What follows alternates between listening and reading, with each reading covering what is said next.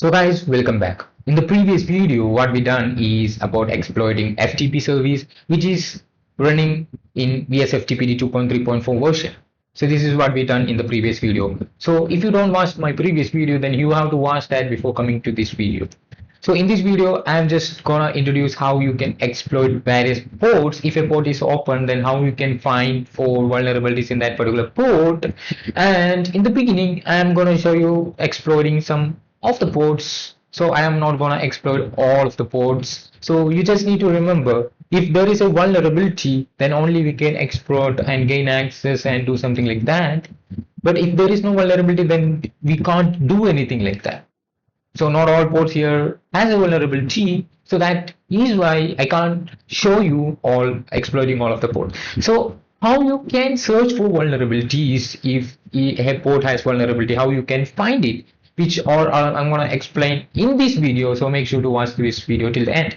So anyways, I'm just opening a new terminal tab, and here I'm just entering telnet, and the IP address here is like TEL NET telnet, and here the IP address and the port number. So we know that the telnet is running on port 23, which is running telnet as the version Linux telnet D.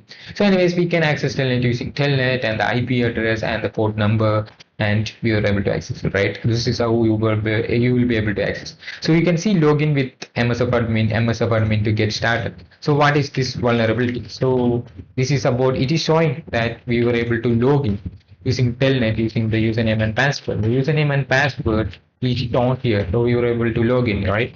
So this is a considered a severe vulnerability, right? So the username and password is shown here, and anyone can log in using the information, right? So this is about telnet in this video. So we can just target to some other ports like Samba here.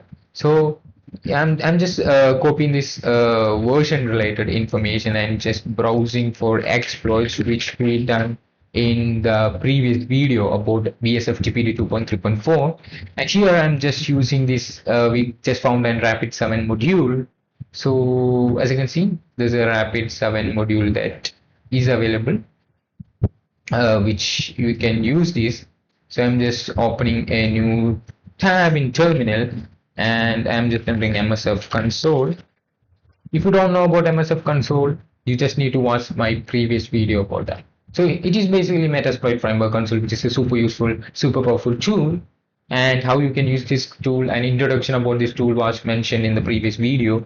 So yeah, anyways, let's get started. So I'm just entering what we copied here, and I'm just entering options to see the options. As you can see, there is only one thing which is required, which is our host, which is considered as the target host. So target host means we need to specify the target IP. You can enter the command set our host and the IP address of our target Metasploitable 2 machine here, and you just need to use the command run, and that's it. So basically, as I mentioned before, if it has a vulnerability, then only we can explore and gain access and do those things. If it does not has a vulnerability, then we can't do like that. Okay, here in the Samba has a vulnerability, so that is why we can see command shell session 1 open. So when you enter ls, you can see the content. When you can move to home, the home, you can see something like this. You can enter msf admin, so you can enter who am I to see who you are, your root. You can enter the command that I mentioned in the previous video, /bin/vans -i, to see something like this, right, where you are. So this is about in the directory. So yeah, we were able to exploit this vulnerability, which is a severe vulnerability in Samba. So this is about exploiting it, right? So we can just move to the next one, which is about VNC, which is virtual network computer. So yeah, I'm just copying the version and I'm just pasting it in the browser and search for exploits. And I also found, as you can see, the protocol which is 3.3. so we just need to look for that protocol. You can see it's real VNC 3.3.7, so never click that. So make sure to look at the version properly. Here we can see VNC authentication scanner. Here you can see version 3.3 is here, so we just need to click there. You have to look for the right credential, right, thing online. So you'll be sees a lot of things, but you need to click what is right for you. So not what is coming first in your search. So yeah, I just copied this and I'm just opening a Metasploitable framework console, MSF console, yeah. And I'm entering the command and use and I just entered what I copied from there in the website, and here I'm just entering options command. Here you can see a lot of things. You need to set the R host. Yeah, that's the first thing that you need to do. So yeah, R host 192.168.29.190. Anyways, what are the things you need to set? It's all like yes, something like that. So yeah, it's everything was set, and the R host is what we set. You can just confirm by entering it again, and we were able to see our R host what's not set. There is an error, right? So yeah, we were able to see that it UB. So I'm just setting it again and using the command run, and boom, we were able to do auxiliary scan. It auxiliary and exploit modules are there, and a lot of things are there. But in terms of auxiliary modules, it is basically for information gathering or something like that. But in terms of exploit modules, if it is here, it is showing exploit, then that means you are just going to get access into that particular system. So that's about exploit module. And in this auxiliary module, in the previous exploit module, what we done is we just exploited the vulnerability and gain access to the system, right? So this is a auxiliary module. So we just found as login successful password. We just got the password, and the password is password. So this is about executing auxiliary modules. We were able to gather information such as passwords or usernames, something like that.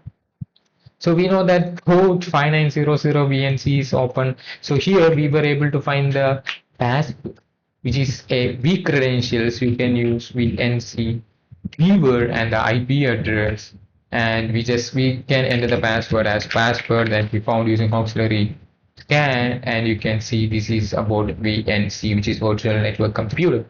As I mentioned before, we just explored some of the ports, and I'm going to teach you something important. So like there are lots of ports open, right? If it has a vulnerability, then we can exploit and gain access, or you can gather some information, something like that. We can look for pen testing various ports. You can see here, I'm just opening the browser and I'm just searching for port here 25, which is SMTP. So I'm just searching for pen testing SMTP. So when I enter that, I will get a website called Hackvisor where I will see about SMTP. So here I can see connect using telnet. So you can use this command to connect using telnet. So to connect to SMTP, you can use this command. So like telnet and example.com, instead of that, we just need to specify our IP address. And here I just need to specify the port. So this is how you can connect, right? So I'm just copying this and I'm just opening this and I'm just entering telnet and the IP address and port 25 is SMTP. And as you can see, we were able to connect to this SMTP. Yeah, I'm just entering quit command to quit. So yeah, there are various methods showing here for enumeration. You can use this command. So this is about nmap command. And you do have smtp from enum.users.nsc nmap scripting engine. So how you can find nmap scripts, which I mentioned in my advanced nmap scanning video, you can watch that video in the description. I'll put a link in the description, or you will see that video in the upcoming upper tab. So yeah, anyways, yeah, you can just use this command, and in the target.com, you can just specify your IP address.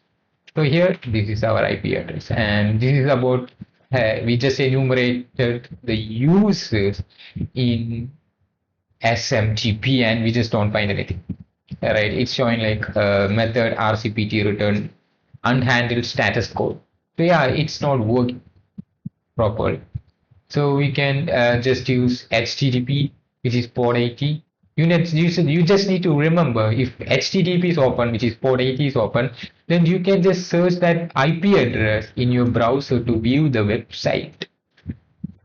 As you can see, we are able to view the website. So that's about HTTP. So we can just search for pen testing HTTP. Yeah, there's an error. Yeah, and you do get a lot of information from a lot of websites. right? So I'm not gonna use those information. So anyways, I'm just not gonna do that. Instead, I'm using an nmap script. So how you can access nmap script? So you can just move to user, share, nmap, and the scripts. Here, when I enter ls, there's a lot of nmap scripting engines are available. Here, I'm using the ls command and a pipe symbol and grab HTTP to grab HTTP related content. And you do see lot of HTTP related nmap scripts.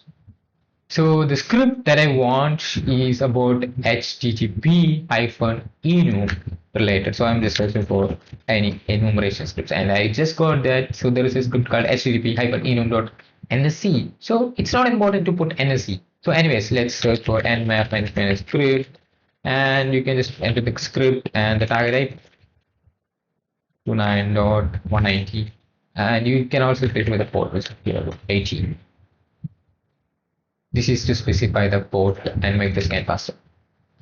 So yeah, we just used the script and we were able to get some information about our target system, right? There is a test directory, there is a php info.php, and there's a doc directory related information using nmap script. So this is about the website. You can just use doc to access. So this directory was not showing. So you can just move to test directory. As you can see, you do get some connects. So this is about enumerating HTTP. And you can also search for pen testing some other ports, not only HTTP, you can search for pen testing NFS or pen testing MySQL. And you do get various ways you can use to pen test. Most of them will be available in Hackvoice. So yeah, this is how you have to use those tricks and do it by yourself. This is about pen testing various ports. Yeah, I hope this is the end of the video and you can use these auxiliary modules in Metasploit if you want and try it by yourself. So yeah, that's the end of the video and I hope you learned something new. Thank you for watching.